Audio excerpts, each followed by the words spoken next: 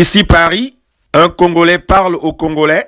Madame, monsieur, peuple congolais civilisé, bonjour. Si seulement le Ngaya Sassou Denis n'avait pas eu la prétention de faire du mal à ses frères, à ses compatriotes, au président Marien Ngouabi et Alphonse Massamba Deba, au cardinal Émile Biayenda, le Congo, notre pays, serait probablement de nos jours un pays modèle au cœur de l'Afrique centrale. Pour rappel, nous ne sommes à peu près que 3 800 000 habitants. Allez, 4 millions de Congolaises et de Congolais assis sur une immense richesse, éparpillés du nord au sud, de l'est à l'ouest, sur une superficie de 342 000 km². Peuple congolais civilisé, de vous à moi, si nous nous accordons tous à gérer convenablement tous les biens de la nature de notre sous-sol et sol, vous imaginez ce que deviendra notre pays, ce que nous serons nous aussi la population. La République du Congo a les moyens, le potentiel pour devenir une petite Suisse. Le professeur Pascal Lissouba n'avait pas tout faux. Cela est possible, ça peut devenir une réalité. Il suffit de le vouloir et de mettre de la bonne volonté.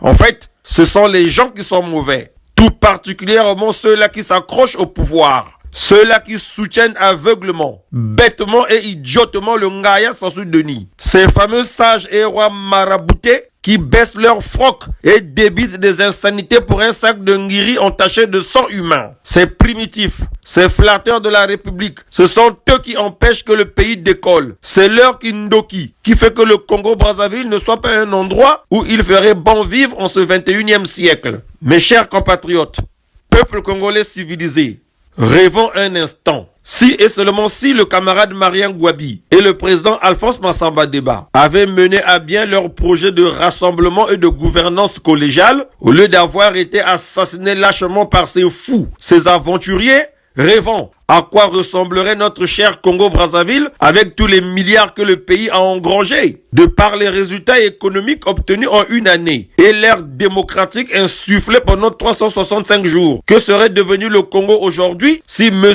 André Milongo avait eu la possibilité de conduire une transition de 24 mois? Mieux, s'il avait pu être président de la République, ne fût-ce que pour un seul mandat de 5 ans au sortir de la conférence nationale souveraine. Ah! Si seulement si les parents de ce Sassou Denis n'avaient pas commis la maladresse de concevoir cet enfant maladroit, ce mec incorrigible, imbu de sa personne, cet homme complexé jusqu'à la moelle, ce têtu comme un âne, que serait le Congo aujourd'hui? Oh, je me pose souvent cette question. Oh, je pense que nous ne serons pas là en train de vivre, de connaître des jours sombres, particulièrement dans le pool. Que du temps perdu, hélas. Mon pauvre Congo, avec ma plume et mon micro, je donnerai le meilleur de moi-même pour que tu retrouves tes lettres de noblesse. Peuple congolais civilisé, faites-moi confiance, je ne vous trahirai jamais, au grand jamais. Si je mens, Dieu va me punir, aurait dit l'autre, le Pébrisiani. Peuple congolais civilisé, comme aime à écrire ma sœur, ma compatriote Syriane Ngoma sur le réseau social Facebook,